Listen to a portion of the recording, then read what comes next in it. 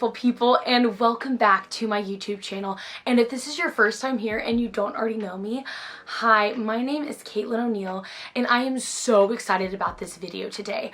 I have been praying into this video. I have just been like so prayerful about this video. So if this is like your just first time seeing me or my channel, I have done a lot of YWAM content up till this point. I typically produce just encouraging, uplifting Christian content that's fun.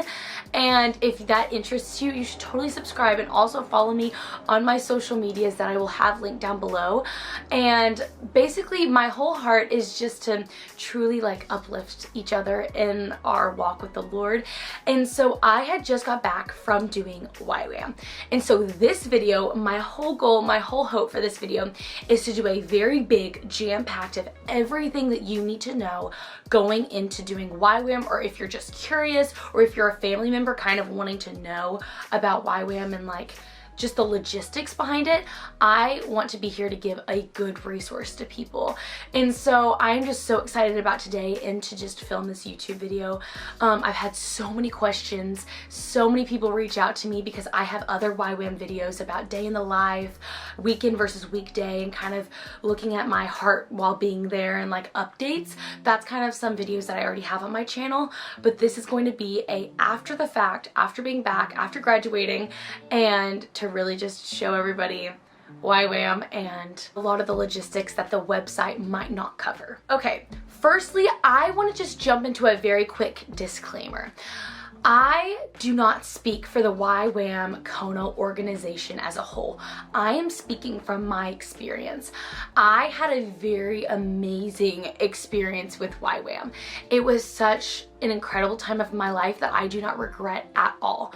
But just like anything we do in life, we jump from bubble to bubble. Work is a bubble, school is a bubble, church is a bubble. YWAM is also a bubble. And so a lot of people don't have great experiences with YWAM.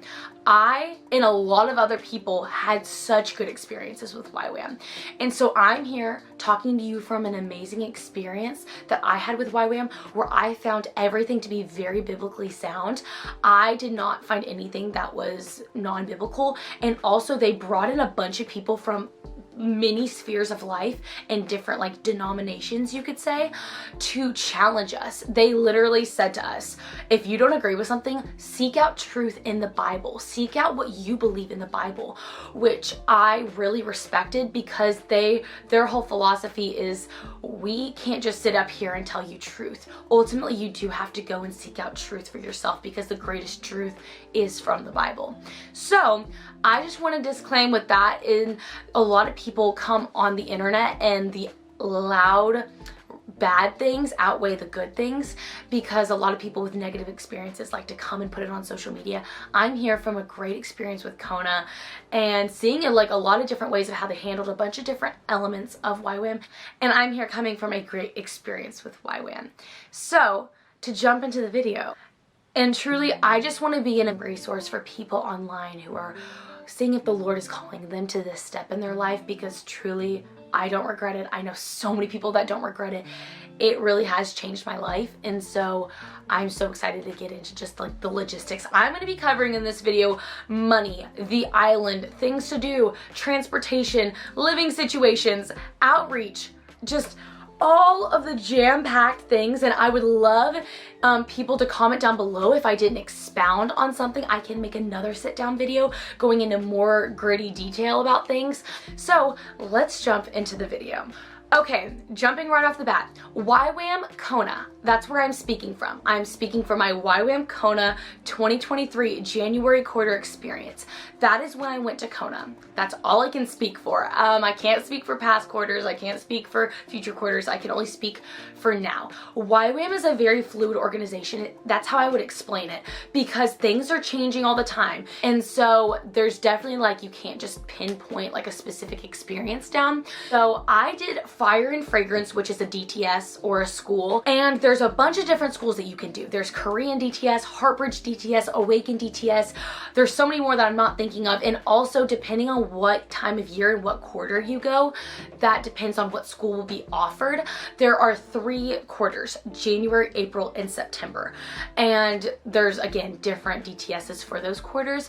I love Fire and Fragrance. Its whole mission statement is to propel you into your calling, no matter if it's in missions or it's outside into the real life world in whatever profession you're in. YWAM wants to project you into how to share the gospel, how to love others well, and how to incorporate prayer and worship into your life for the rest of your life. And it's definitely a lot of worship, a lot of prayer focused, very missional focused, just showing like your heart, like just showing the heart behind the nations and where you're going, which also goes into outreach. So pretty much your 6-month school is broken up into your roughly in Kona for roughly 3 months, and then you're roughly in the nations for 3 months. So, and that's all very rough. It's very rough estimate. Like you could be in Kona for 2.5 months, then go, and then, you know, you get back and you're ending in like the middle of June. So you're like, for me, I started January 5th and then we ended June 17th. Now on registration and housing. If you are confused about just how to apply, I would apply as soon as you possibly can. I mean, they take people like literally up till the day you're supposed to leave. But as far as just like planning goes, I would apply as soon as you can, and then I would immediately start fundraising. I'm gonna hit on money in a little bit, but I would totally and completely recommend fundraising and applying as soon as you feel like you're gonna go to YWAM and do YWAM Kona. Housing. Okay, so pretty much when you arrive on arrival day, you just kind of get there. You fly in and they'll have shuttles to pick you up. And so you drive to main campus, and then there they are with like all these different tables of registration depending on what school you're in. And then you go to like Fire and Fragrance or Awaken or whichever DTS, and you'll get registered. You'll get your housing right then. You'll get your keys. You'll get just like paperwork. You are supposed to like make sure you give like them health forms before going and like proof of insurance. Like that's what will be on application. But as far as getting there, they'll just give you all your information while being there.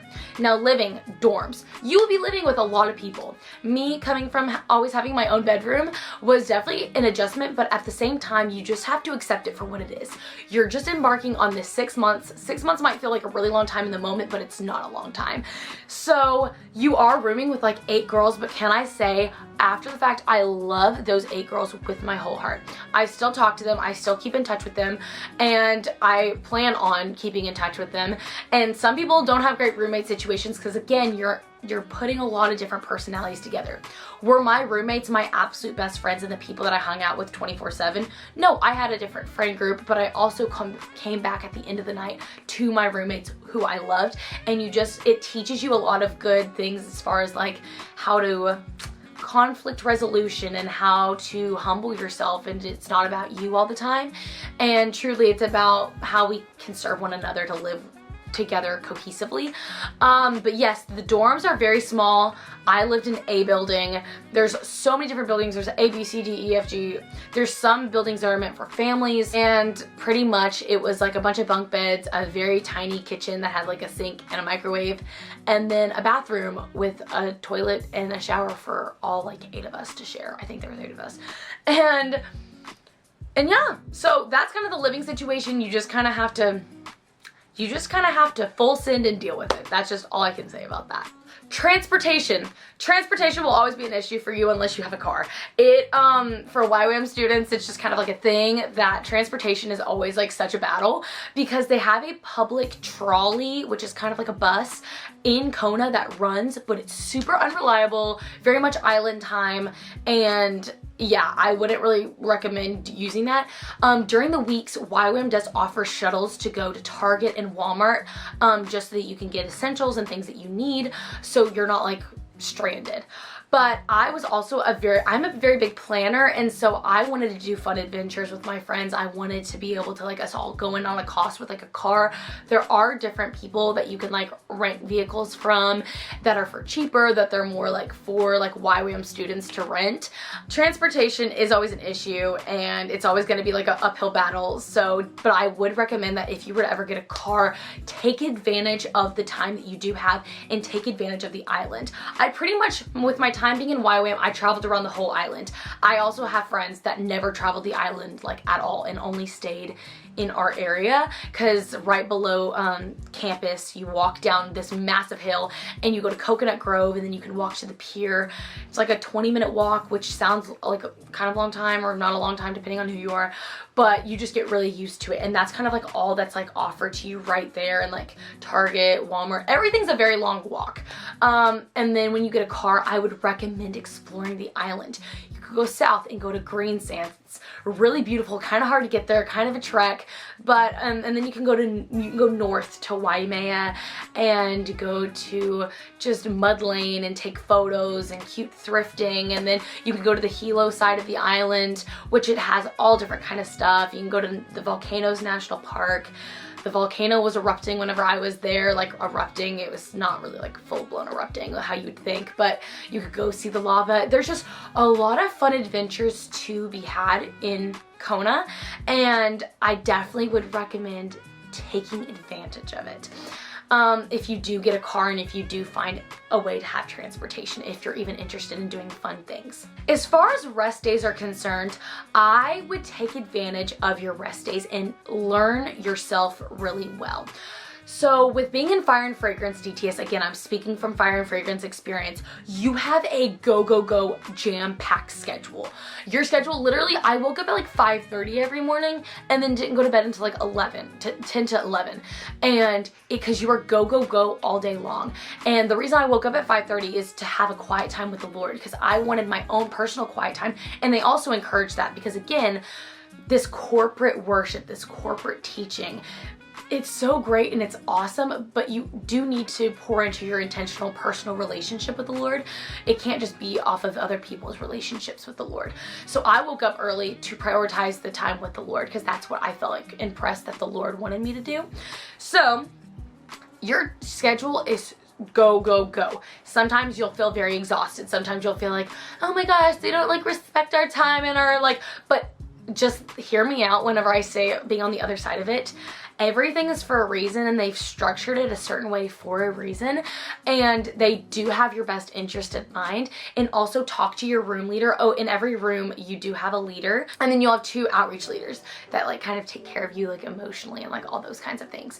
So understand yourself and understand rest days and understand how you recharge, if it's with people or without people. Take slow Sundays or adventure on the weekends if that's something that really helps rejuvenate you. For me, I'm a very much like people fuel me, people fill me up. So I loved adventuring all weekends. Like, yes, I did take slow weekends occasionally, but I'm a very go person, and I love people. So it just made me feel very like love to just go and do. Also, with Fire and Fragrance, tracks is what we're going to talk about. So within Fire and Fragrance, you can pick tracks. I think the whole point of tracks is to just find out what you're passionate about, find out what your skill sets are, and to help teach you in that specific niche how to share the gospel and how to love on people well within what the Lord has already placed desires and passions within your heart.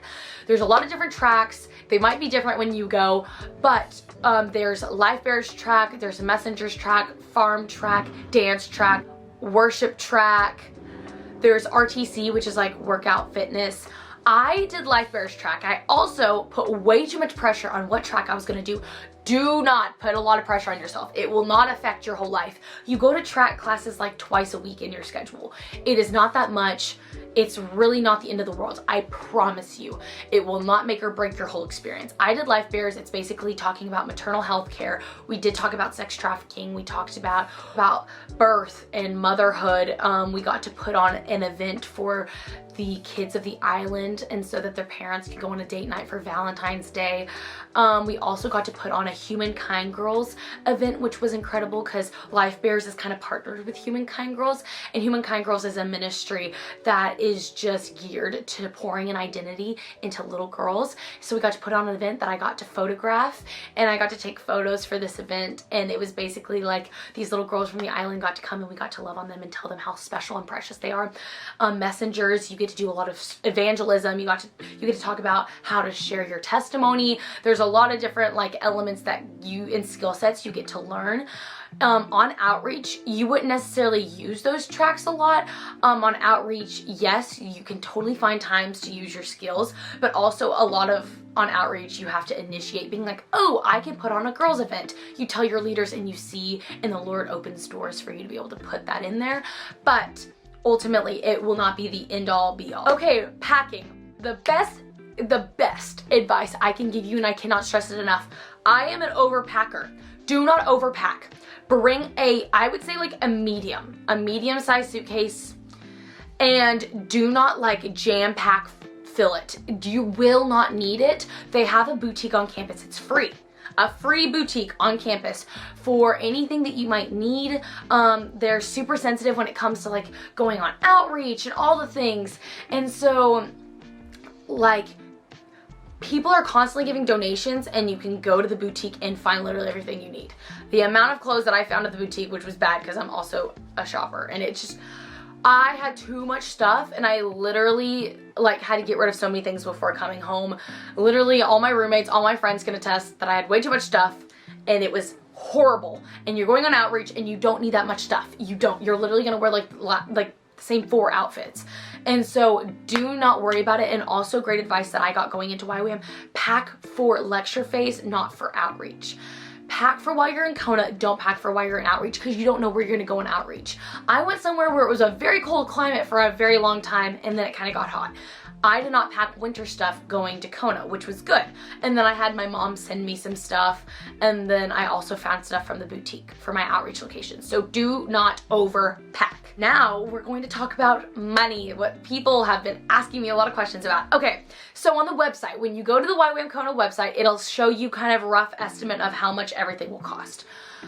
It says that lecture phase is $4,000 and that outreach could be between $4,000 to $6,000. I got amazing guidance from a mentor and different people in my life that have done ministry and that kind of thing, and I was really like concerned. I was like, okay, I'm fundraising. What should I do? Like, how much money should I raise? First off the bat, you do need to raise $10,000 just off the gate. I would say 100% raise $10,000 because they're trying to get the cost as low as possible on outreach, but again, it was about $10,000. So don't raise just $4,000 and then $4,000 for outreach. Raise $10,000, and I would strongly recommend fundraising before you go to Kona. It is not the end of the world to not fundraise by the end of Kona, or by the time you get to Kona. But people were like in Kona fundraising and stressed as all get out. So I would definitely recommend fundraise before you go.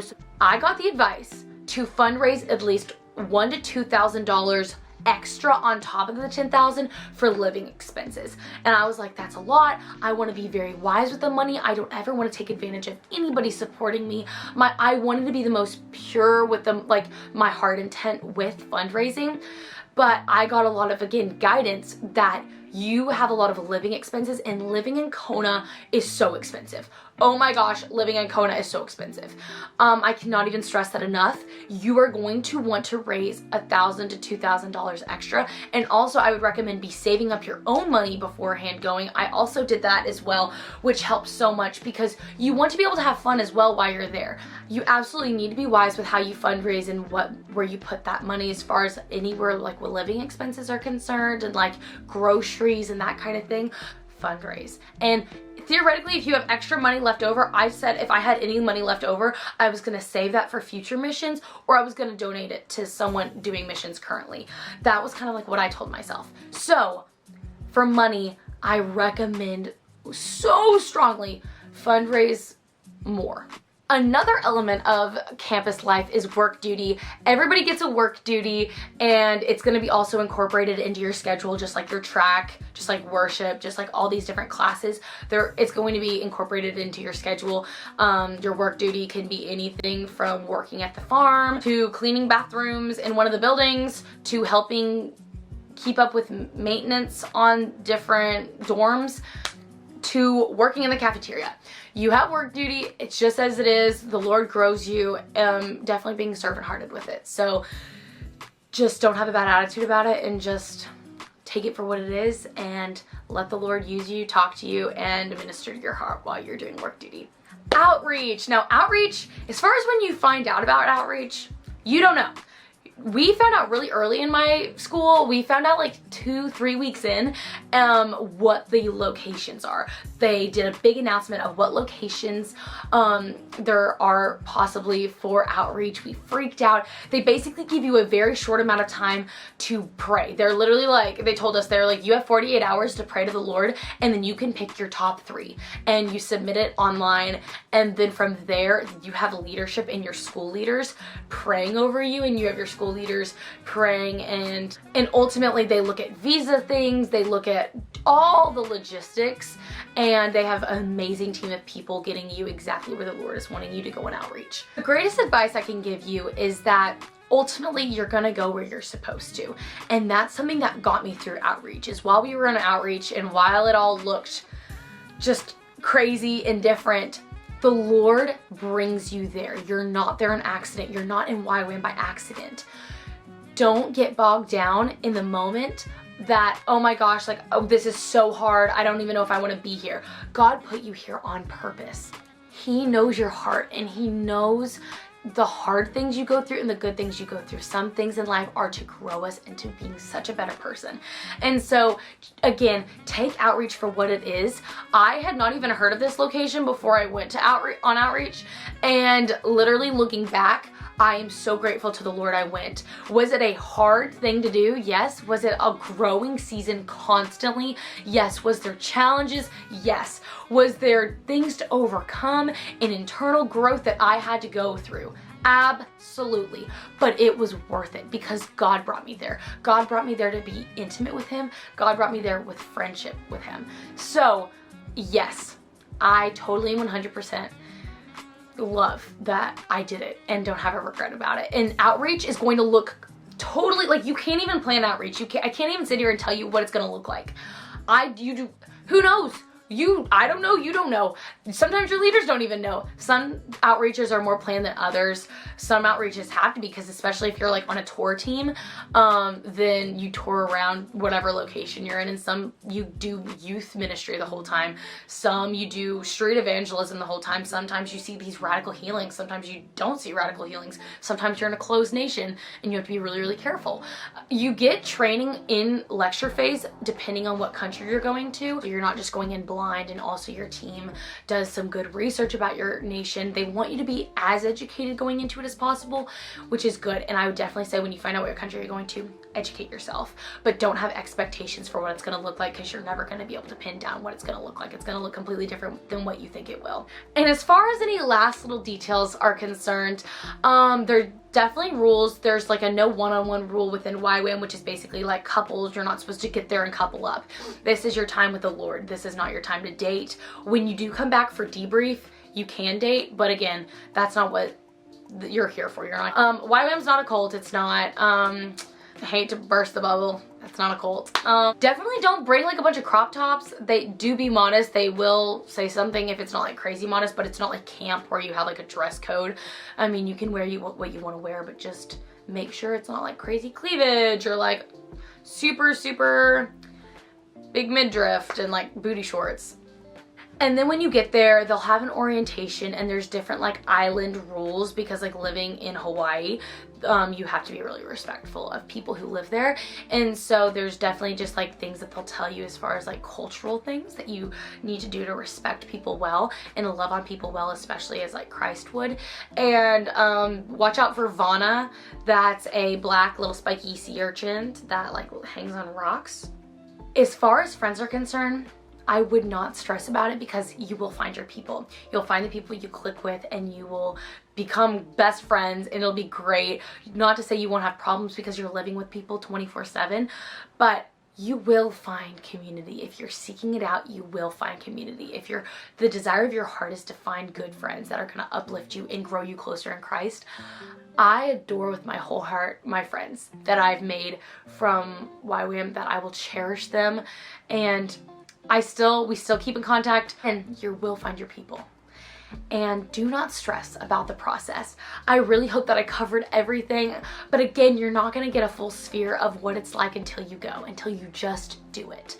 Sometimes the apprehension you feel is good. Sometimes it's the Lord telling you that it's not the right thing, but sometimes it's our own fleshly fear that what I'm about to do is crazy, and the enemy does want to attack you. The enemy wants you to have your guard down before coming, before doing this amazing thing where God is going to get to use you in great and mighty ways. And I just want to encourage everybody thinking about doing it, that the Lord has an amazing plan for your life. It might be YWAM, it might not be YWAM. YWAM is not the end all be all. It is not the only thing to do that will make you closer to God, but I will say it is an amazing option. And YWAM Kona, I'm speaking from that experience, that YWAM Kona is an incredible place of community. It's an incredible place that if truly your heart is on fire for the Lord, that God wants to come and steward that well, and he wants to come and pour in and teach you things. Lecture phase, I like to say, lecture phase was like, I got all this amazing head knowledge. I was like, wow, God is showing me so many great things. And then outreach is when I got to put those things into practice. And God really took me through the growing pains of putting my character in a place that he really wanted to see it, and taking my character and building it into this refined state of myself.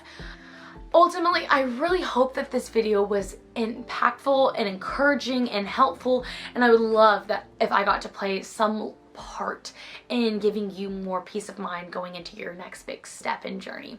And again, I will have all my social medias down below. Follow, subscribe, and I would just love to find a community online and just bring people along with me on the journey of just the Lord and growing with him. And I just hope everybody has an incredible, blessed rest of your week. Again, comment any more questions that you have down below. And I will see all of you guys in the next video. Bye.